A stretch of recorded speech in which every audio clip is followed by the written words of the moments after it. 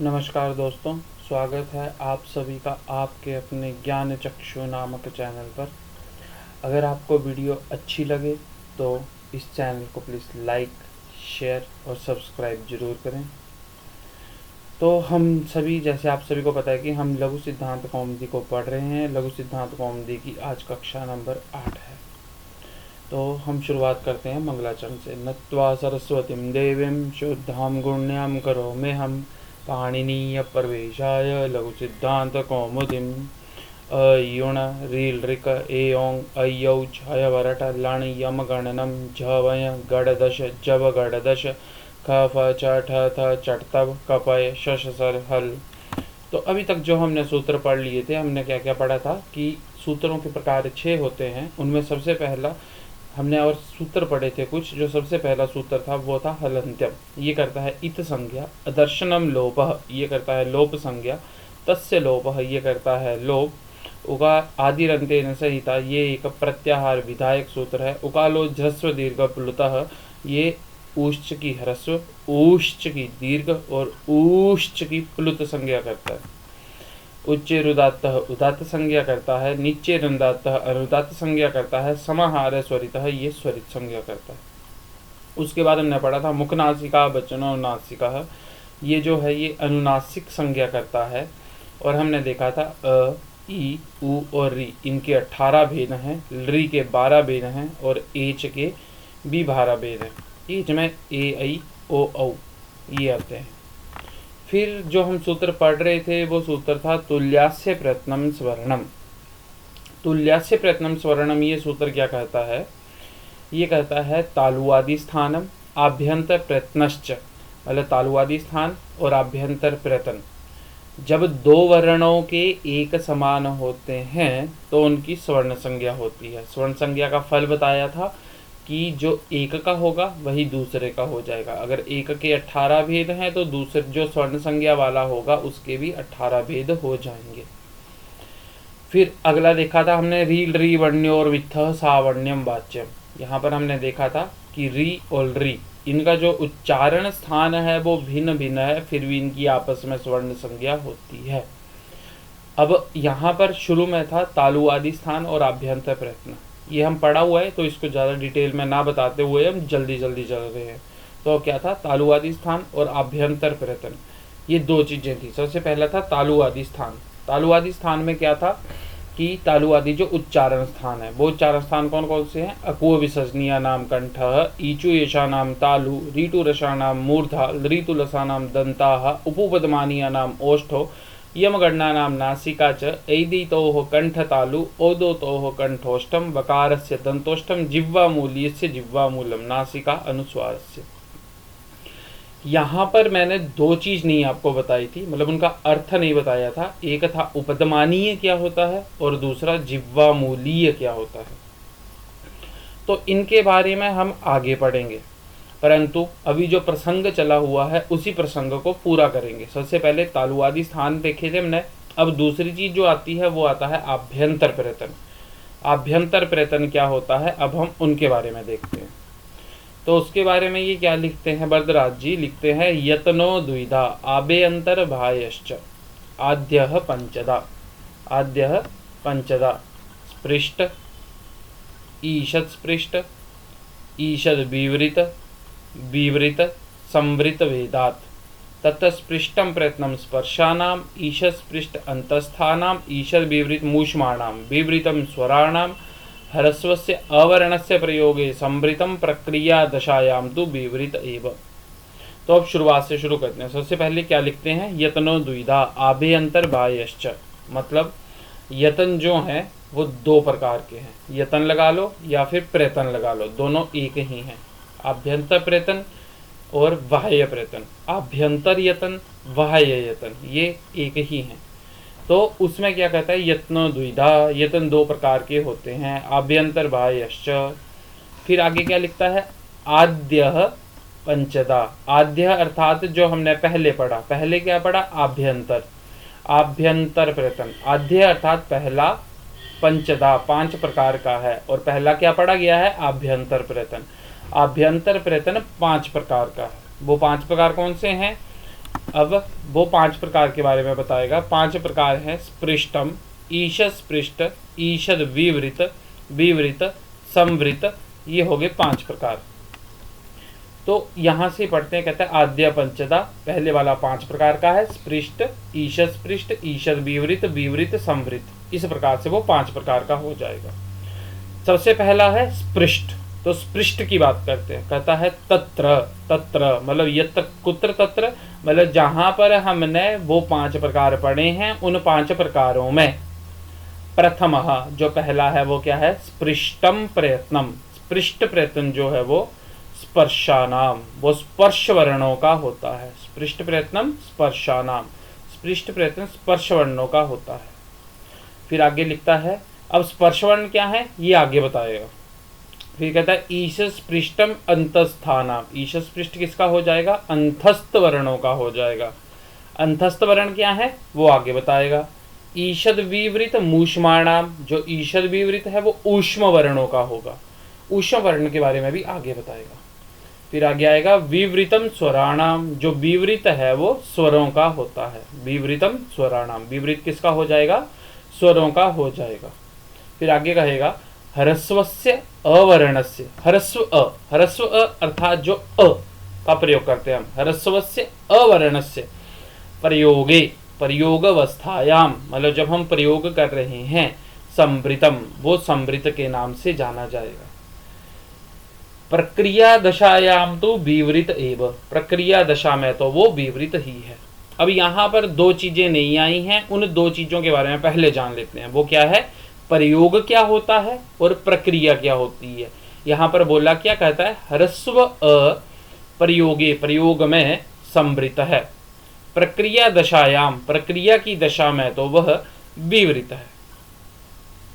अब प्रयोग और प्रक्रिया क्या होती है। प्रयोग के बारे में क्या कहता है कि जब हम किसी वर्ण का प्रयोग करेंगे, मतलब पाणिनि का कोई भी सूत्र नहीं लगा, उस वर्ण का मैं जस्ट प्रयोग कर रहा हूं, तो वो वर्ण होगा संवृत।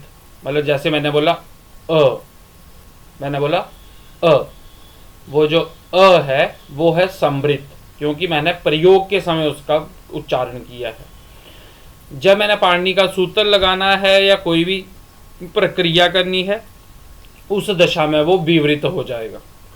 उदाहरण के तौर पर मैंने बोला अनीशः, मैंने बोला अनीशः, तो जो मैंने अनीशः बोला है उस समय पाणिनि का कोई ना कोई सूत्र लगा है, जिसके कारण अ ईश में मिला और बन गया अनीशः। इसलिए वहां पर वो जो अ है वो प्रक्रिया दशा का होने के कारण विवृत के नाम से जाना जाएगा। ये बात है। तो अभी तक जो हमने देखा, हमने आभ्यंतर प्रयत्न के 5 भेद देखे हैं, स्पृष्ट, ईशद स्पृष्ट, ईशद विवृत, विवृत और संवृत। उनमें स्पृष्ट जो होता है वो होता है स्पर्शों का, ईशद स्पृष्ट होता है अंतस्था का और ईशद विवृत होता है ऊष्म वर्णों का, विवृत होता है स्वरों का। ह्रस्व अ हो गया वो हो गया, ह्रस्व अ प्रयोग में होता है संवृत और प्रक्रिया दशा में होता है विवृत। ये 5 प्रकार के हमारे आभ्यंतर प्रयत्न थे। इनमें जो डाउट बचा था वो था स्पर्श क्या होते हैं, अंतस्थ क्या होते हैं, ऊष्म क्या होते हैं और स्वर क्या होते हैं। ये 4 हमारे पास डाउट वाले थे और 2 पहले के डाउट वाले हैं, एक जिह्वामूली और एक उपदमानीय। तो टोटल हो गए 6 पद ऐसे जिनके बारे में हमें कुछ नहीं पता है कि वो क्या होते हैं। इनको हम त्याग करके पहले आगे देख लेते हैं। आगे लिखा हुआ है बाह्य प्रयत्नस्तु एकादशदा। जो बाह्य प्रयत्न है वो 11 प्रकार के होते हैं।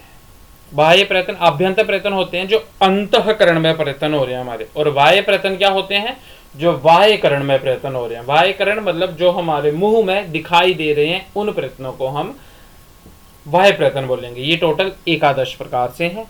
सबसे पहले आता है विवारः, दूसरे पे आता है संवारः, तीसरे पे आएगा श्वासो, नादो, फिर घोषो, अघोषो, अलप्राणो, महाप्राणः, उदात्तः, अनुदात्तः, स्वरितः। ये टोटल 11 प्रकार का होता है। तो 11 प्रकार में जो हमने देखा हुआ है वो 3 प्रकार हमने देख लिए हुए हैं। कौन कौन से, उदात्तः, अनुदात्तः, स्वरितः। उदात्तः के बारे में क्या देखा था? उच्चैरुदात्तः। अनुदात्तः के बारे में क्या देखा? निच्चै अनुदात्तः। और स्वरित के बारे में क्या देखा? समाहारः स्वरितः। ये देखा था। अब आगे देखते हैं विवार, संवार, श्वास, नाद, घोष, अघोष, अलप्राण, महाप्राण किसको कहा जाता है? इसके बारे में कहता है खरो विवारा श्वासा घोषश्च। खर प्रत्याहार, जो खर प्रत्याहार है उसका विवार, श्वास, अघोष वाय प्रयत्न है। विवार, श्वास, अघोष वाय प्रयत्न है खर प्रत्याहार का। अब इसको याद कैसे रखना है पहले वो देखते हैं। सबसे पहले एकादश पूरे लो, उन्होंने सबसे पहले क्या किया? विवार का ग्रहण किया, फिर संवार को छोड़ दिया, एक का ग्रहण किया, एक छोड़ा।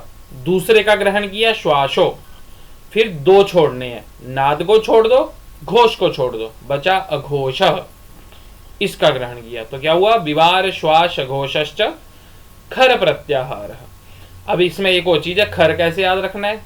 अश्व, श्वास, अश्व, श्वास एक ही शब्द सुनाई दे रहा है, इसलिए अश्व का जो पैर होता है उसको खुर के नाम से जाना जाता है। तो खुर से आप समझ लो खर। तो खर प्रत्याहार जो है वो विवार, श्वास और अघोष का होगा। फिर आगे है संवार। अब जो बच गया उनका ग्रहण करना है। संवारः, नादः, घोषः, इनका जो प्रत्याहार है वो हो जाएगा हर्ष प्रत्याहार, वो हो जाएगा हर्ष प्रत्याहार। फिर आते हैं अलप्राण के बारे में। अलप्राण के बारे में क्या बोलता है? वर्गाणाम, वर्गाणाम अर्थात कु, चु, टू, तू, पु, अर्थात कवर्ग, चवर्ग, टवर्ग, तवर्ग, पवर्ग, ये 5 वर्ग होते हैं। इन 5 वर्गों में प्रथमः, प्रथमः अर्थात क या पहला जो भी वर्ण होगा, जैसे क वर्ग का पहला वर्ण हो गया क, च वर्ग का हो गया च, ट वर्ग का हो गया ट, इस प्रकार से पहला वर्ग, पहला वर्ण। फिर तीसरा वर्ण, पांचों का जो तीसरा वर्ण होगा वो, और पांचवा वर्ण, पांचों का ही पांचवा वर्ण। और यण प्रत्याहार, यण प्रत्याहार में य, व, र, ल ये आते हैं। ये यण प्रत्याहार अलप्राण के नाम से जाना जाता है। फिर कहता है वर्गाणाम द्वितीय चतुर्थो शलश्च महाप्राण, मतलब वर्ग का दूसरा, चौथा और शल प्रत्याहार महाप्राण के नाम से जाना जाता है।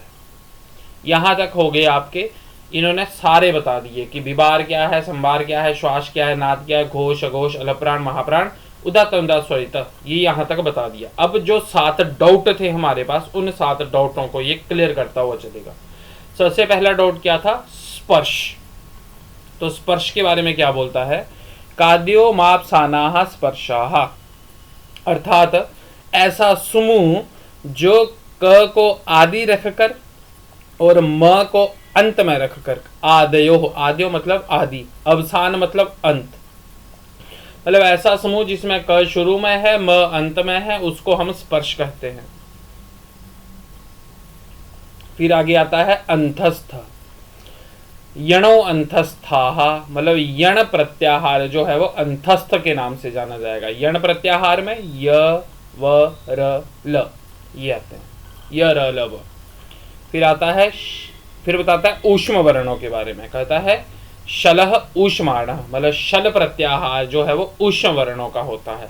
तो शल प्रत्याहार क्या है? श, श, स और ह, ये ऊष्म वर्णों का है। फिर कहता है अचः स्वराः, मतलब अच प्रत्याहार जो है वो स्वरों के नाम से जाना जाएगा। ये हो गया। फिर यहां पर इसने क्या क्या क्लियर कर दिया? हमारा स्पर्श भी बता दिया, अंतस्थ भी बता दिया, ऊष्म भी बता दिया और स्वर भी बता दिया। 4 चीजें जो है वो इन्होंने हमारी क्लियर यहां पर कर दी। ठीक है, अब चलते हैं आगे।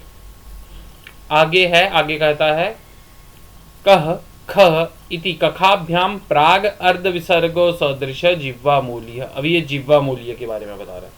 कहता है क, एक चांद बिंदु लगा हुआ है, मतलब एक अर्ध विसर्ग लगी हुई है। विसर्गें हमेशा गोला होती हैं, ठीक है, परंतु वेद में ये जो क से पहले सिंबल दिखाई दे रहा है और आपको ख से पहले सिंबल दिखाई दे रहा है, इसको कहते हैं अर्ध विसर्ग। कहता है क और ख से प्राग मतलब पहले, अर्ध विसर्ग सदृश मतलब अर्ध विसर्ग जैसा जो दिखाई देता है उसको जिह्वा मूल्य कहते हैं। मतलब क और ख से पहले जो आपको ऐसा सिंबल दिखाई देगा कहीं पर भी, उसको हम जिह्वा मूल्य के नाम से कहते हैं। फिर कहता है प फ इति पफाभ्याम प्राग अर्ध विसर्ग सदृशः उपदमानीय, मतलब प और फ से पहले अगर ऐसी ही अर्ध विसर्ग दिखाई देगी उसको हम उपदमानीय कहेंगे।